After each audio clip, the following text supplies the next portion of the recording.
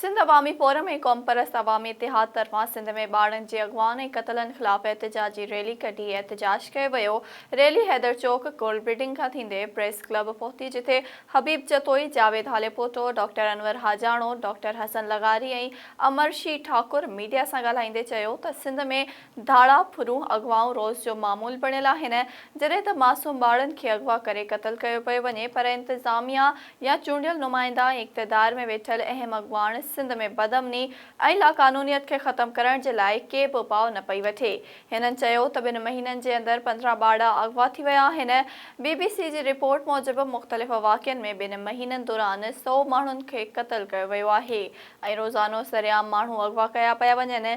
ऐं सिंध हुकूमत जी हालत इहा आहे जो घरू वज़ीर आहे ई न।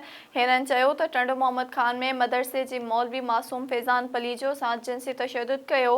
हिन जी माउ इंसाफ़ लाइ दाहियो त उन ते वॾो दबाव विधो वियो ऐं 10 सालनि जे अली हसन चांग सां जिन्सी ॾाढाईअ में मुलविस काका चांग सरेआम घुमी रहियो आहे। इन ख़िलाफ़ का बि कार्रवाई नाहे थी। ॿाहिरनि ज़ोरी ठाह कराए मामिलो लहमिटी कराए छॾियो। हिननि चयो त शेख भिरकियो में रमज़ान माछी 5 सालनि जी राहीला ओड सां ॾाढाई करे खेसि रतो रत कयो। टंडोलायार में मासूम नरेश भील खे ज़्यादतीअ जो निशानो बणाए क़त्ल कयो वियो। कंदकोट मां अज़ीम, सखर मां प्रिया कुमारी, खैरपुर मां जाफ़र भुट्टो, जैकमाबाद मां नवीद लाशारी, कोसर ज़ाहिद, वेसर कुनरी मां मीना जोगी अगवा थियल आहिनि। चंबड़ जे ॻोठ पहाड़ लगारीअ मां प्रदीप कुमार जोगी गुम आहे। ऐं सॼी सिंध चोरनि, लुटेरनि, फोरनि, धाड़ियलनि ऐं लाक़ानूनियत ऐं करप्शन जे वर चढ़ियल आहे ऐं सिंध जो को बि धणी साईं कोन्हे।